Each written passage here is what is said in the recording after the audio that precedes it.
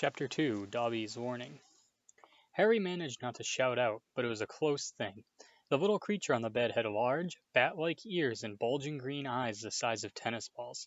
Harry knew instantly that this would have been watching him out of the garden hedge that morning. As they stared at each other, Harry heard Dudley's voice from the hall. "May I take your coats, Mr. and Mrs. Mason?" The creature slipped off the bed and bowed so low the end of its long, thin nose touched the carpet. Harry noticed that it was wearing what looked like an old pillowcase, with rips for arm and leg holes. Hello?" said Harry nervously. "Harry Potter!" said the creature in a high-pitched voice Harry was sure would carry down the stairs. So long has Dobby wanted to meet you, sir. Such an honor it is." "Thank you," said Harry, edging along the wall, sinking into his desk chair next to Hedwig, who was asleep in her large cage. He wanted to ask, "What are you?" but thought it would sound too rude, so instead he said, "Who are you?" "Dobby, sir, just Dobby, Dobby the house elf," said the creature. "Oh, really?" said Harry. I don't want to be rude or anything, but this isn't a great time for me to have a house elf in my bedroom." Aunt Petunia's high, false laugh sounded from the living room. The elf hung his head. "Not that I'm not pleased to meet you," said Harry quickly, "but is there any particular reason you're here?" "Oh, yes, sir," said Dobby earnestly. "Dobby has come to tell you, sir. It is difficult, sir. Dobby wonders where to begin." "Sit down," said Harry politely, pointing at the bed. To his horror, the elf burst into tears, very noisy tears. "Sit down!" he wailed. "Never, never, ever!" Harry thought he heard the voices downstairs falter. "I'm sorry," he whispered. "I didn't mean to offend you or anything." "Offend Dobby!" choked the elf. "Dobby has never been asked to sit down by a wizard, like an equal." Harry's trying to say "shh" and look comforting at the same time ushered Dobby back onto the bed where he sat hiccoughing, looking like a large and very ugly doll. At last he managed to control himself and sat with his great eyes fixed on Harry in an expression of watery adoration. "You can't have met many decent wizards," said Harry, trying to cheer him up. Dobby shook his head. Then, without warning, he leapt up and started banging his head furiously on the window, shouting, "Bad Dobby! Bad Dobby!" "Don't! What are you doing?" Harry hissed, springing up and pulling Dobby back onto the bed. Hedwig had woken up with a particular loud screech and was beating her wings wildly against the bars of her cage. "Dobby had to punish himself, sir," said the elf, who had gone slightly cross-eyed. "Dobby almost spoke ill of his family, sir." "Your family?" "The wizard family Dobby serves, sir. Dobby is a house elf, bound to serve one's house and one's family forever." "Do they know you're here?" asked Harry curiously. Dobby shuddered. "Oh, no, sir, no. Dobby will have to punish himself most grievously for coming to see you, sir. Dobby will have to shut his ears in the oven doors for this, if they ever knew, sir." "But they won't notice if you shut your ears in the oven door." But won't they notice if you shut your ears in the oven door?" "Dobby doubts it, sir. Dobby's always having to punish himself for something, sir. They lets Dobby get on with it, sir. Sometimes they remind me to do extra punishments." "But why don't you leave? Escape?" "A house elf must be set free, sir, and the family will never set Dobby free. Dobby will serve the family until he dies, sir." Harry stared. "And I thought I had it bad for staying here for another 4 weeks," he said. "This makes the Dursleys sound almost human. Can't anyone help you? Can't I?" Almost at once Harry wished he hadn't spoken. Dobby dissolved again into wails of gratitude. "Please," Harry whispered frantically, "please be quiet. If the Dursleys hear anything, if they know you're here—" "Harry Potter asks if he can help Dobby. Dobby has heard of your greatness, sir, but of your goodness." Dobby never knew. Harry, who was feeling distinctly hot in the face, said, "Whatever you've heard about my greatness is a load of rubbish. I'm not even top of my year at Hogwarts. That's Hermione. She—" But he stopped quickly because thinking about Hermione was painful. "Harry Potter is humble and modest," said Dobby reverently, his orb-like eyes aglow. "Harry Potter speaks not of his triumph over he must not who be named." "Voldemort?" said Harry. Dobby clapped his hands over his bat ears and moaned, "Ah, speak not the name, sir, speak not the name." "Sorry," said Harry quickly. "I know lots of people don't like it. My friend Ron—" He stopped again, thinking about Ron was painful too. Dobby leaned towards Harry, his eyes wide as headlights. "Dobby heard tell," he said hoarsely, "that Harry Potter met the Dark Lord for a second time just weeks ago, that Harry Potter escaped yet again." Harry nodded and Dobby's eyes suddenly shone with tears. Ah, sir, he gasped, dabbing his face with a corner of the grubby pillowcase he was wearing. Harry Potter is valiant and bold. He has braved so many dangers already, but Dobby has come to protect Harry Potter, to warn him. Even if he does have to shut his ears in the oven door later, Harry Potter must not go back to Hogwarts. There was a silence broken only by the chink of knives and forks from downstairs and the distant rumble of Uncle Vernon's voice. What? Harry stammered. But I've got to go back. Term starts on September 1st. It's all that keeps me going. You don't know what it's like here. I don't belong here. I belong in your world, at Hogwarts. No, no, no, squeaked Dobby, shaking his head so hard his ears flapped. Harry Potter must stay where he is safe. He is too great, too good to lose. If Harry Potter goes back to Hogwarts, he will be in mortal danger. Why? Said Harry in surprise. There's a plot, Harry Potter, a plot to make most terrible things happen at Hogwarts School of Witchcraft and Wizardry this year, whispered Dobby, suddenly trembling all over. Dobby has known it for months, sir. Harry Potter must not put himself in peril. He is too important, sir. What terrible things? Said Harry at once. Who's plotting them? Dobby made a funny choking noise and then banged his head frantically against the wall. All right, cried Harry, grabbing the elf's arm to stop him. You can't tell me, I understand, but why are you warning me? A student, unpleasant thought struck him. Hang on. This hasn't got anything to do with with you-know-who, has it? You could just shake or nod, he added hastily as Dobby's head tilted worrying close to the wall again. Slowly, Dobby shook his head. Not he who must not be named, sir? But Dobby's eyes were wide, and he seemed to be trying to give Harry a hint. Harry, however, was completely lost. He hasn't got a brother, has he? Dobby shook his head, his eyes wider than ever. Well, then I can't think of who else would have a chance of making horrible things that happen at Hogwarts, said Harry. I mean, there's Dumbledore. For one thing, you know who Dumbledore is, don't you? Dobby bowed his head. Albus Dumbledore is the greatest headmaster Hogwarts has ever had. Dobby knows it, sir. Dobby has heard Dumbledore's powers rival those of he who must not be named at the height of his strength. But, sir, Dobby's voice dropped to an urgent whisper, there are powers Dumbledore doesn't. Powers no decent wizard.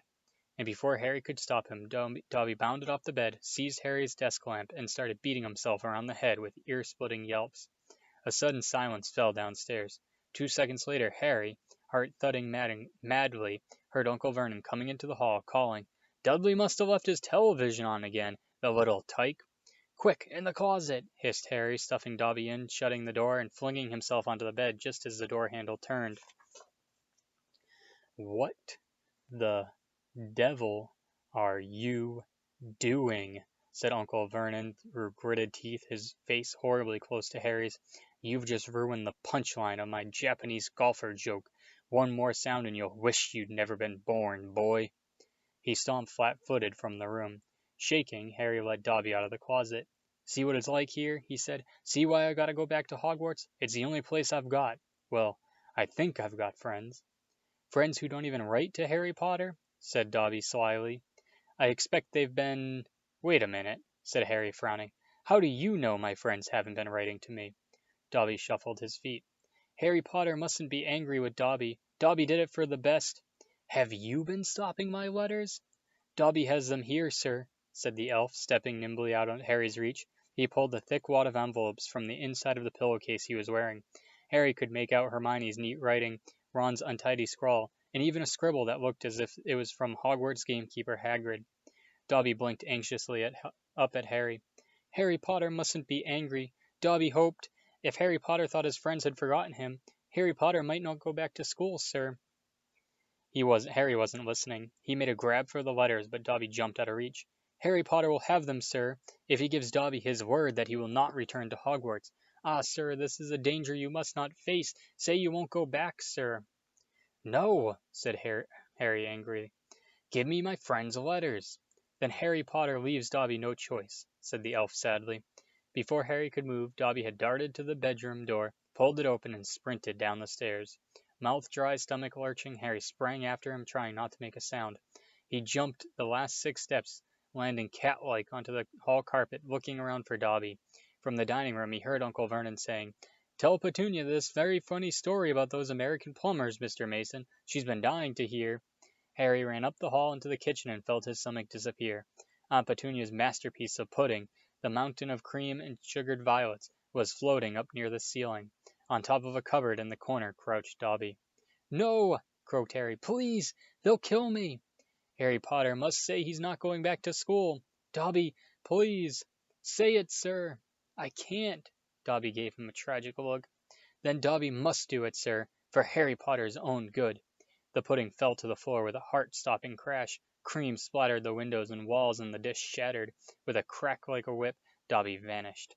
There were screams from the dining room, and Uncle Vernon burst in the kitchen to find Harry, rigid with shock, covered from head to foot in Aunt Petunia's pudding. At first, as it looked though Uncle Vernon would manage to gloss the whole thing over, just our nephew, very disturbed, meeting strangers upset him, so he kept him upstairs. He shooed the shocked Masons back into the dining room, promised Harry he would flay him to within an inch of his life when the Masons had left, and handed him a mop. Aunt Petunia dug some ice cream out of the freezer, and Harry, still shaking, started scrubbing the kitchen clean. Uncle Vernon might still have been able to make his deal if it hadn't been for the owl. Aunt Petunia was just passing around a box of after-dinner mints when a huge barn owl swooped through the dining room window, dropped a letter on Mrs. Mason's head, and swooped out again. Mrs. Mason screamed like a banshee and ran from the house shouting about lunatics. Mr. Mason stayed just long enough to tell the Dursleys that his wife was mortally afraid of birds of all shapes and sizes, and to ask whether this was their idea of a joke. Harry stood in the kitchen, clutching the mop for support as Uncle Vernon advanced on him, a demonic glint in his tiny eyes. "Read it," he hissed evilly, brandishing the letter the owl had delivered. "Go on, read it." Harry took it. It did not contain birthday greetings. "Dear Mr. Potter, we have received intelligence that Hoover Charm was used at your place of residence this evening at 12 minutes past 9. As you know, underage wizards are not permitted to perform spells outside of school, and further spell work on your part may lead to expulsion from said school. Decree for the reasonable restriction of underage sorcery, 1875, paragraph C. We would also ask you to remember that any magical activity that risks notice of by members of the non-magical community, Muggles, is a serious offense under Section 13 of International Confederation of Warlock Statutes of Secrecy. Enjoy your holidays. Yours sincerely, Mathilda Hopkirk, Improper Use of Magic Office, Ministry of Magic. Harry looked up from the letter and gulped. "You didn't tell us you weren't allowed to use magic outside school," said Uncle Vernon, a mad gleam dancing in his eyes. "Forgot to mention it. Slipped your mind, I dare say." He was bearing down on Harry like a great bulldog, all of his teeth bared. "Well, I've got news for you, boy. I'm locking you up. You're never going back to that school. Never. And if you try to magic yourself out, they'll expel you." And laughing like a maniac, he dragged Harry back upstairs. Uncle Vernon was as bad as his word. The following morning, he paid a man to fit bars on Harry's window. He himself fitted a cat flap in the bedroom door so small amounts of food could be pushed inside 3 times a day. They let Harry out to use the bathroom morning and evening. Otherwise, he was locked in his room around the clock. 3 days later, the Dursleys were showing no sign of relenting, and Harry couldn't see any way out of this situation. He lay on his bed, watching the sun sinking behind the bars on the window, and wondered miserably what was going to happen to him.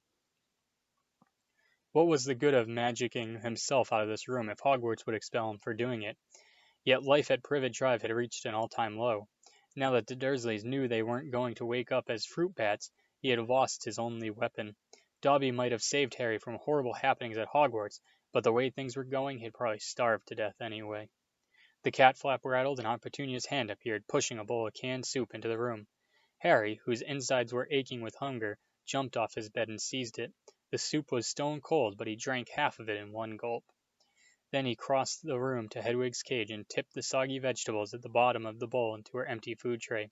She ruffled her feathers and gave him a look of deep disgust. "It's no good turning your beak up at it. It's all we've got," said Harry grimly. He put the empty bowl back on the floor next to the cat flap and lay back down on the bed, somehow even hungrier than he had been before the soup. Suppose he was still alive for another 4 weeks. What would happen if he didn't turn up at Hogwarts? Would someone be sent to see why he hadn't come back? Would they be able to make the Dursleys let him go? The room was growing dark, exhausted, stomach rumbling. Mind spinning over the same unanswered questions, Harry fell into an uneasy sleep. He dreamed that he was on a show in a zoo with a card-reading underage wizard attached to his cage. People goggled through the bars at him as he lay, starving and weak on a bed of straw. He saw Dobby's face in the crowd and shouted out, asking for help, but Dobby called, "Harry Potter is safe there, sir," and vanished. Then the Dursleys appeared, and Dudley rattled the bars of the cage, laughing at him. "Stop it," Harry muttered as the rattling pounded in his sore head. "Leave me alone. Cut it out. I'm trying to sleep." He opened his eyes. Moonlight was shining through the bars on the window, and someone was googling through the bars at him. A freckle-faced, red-haired, long-nosed someone. Ron Weasley, outside Harry's window. End of chapter 2.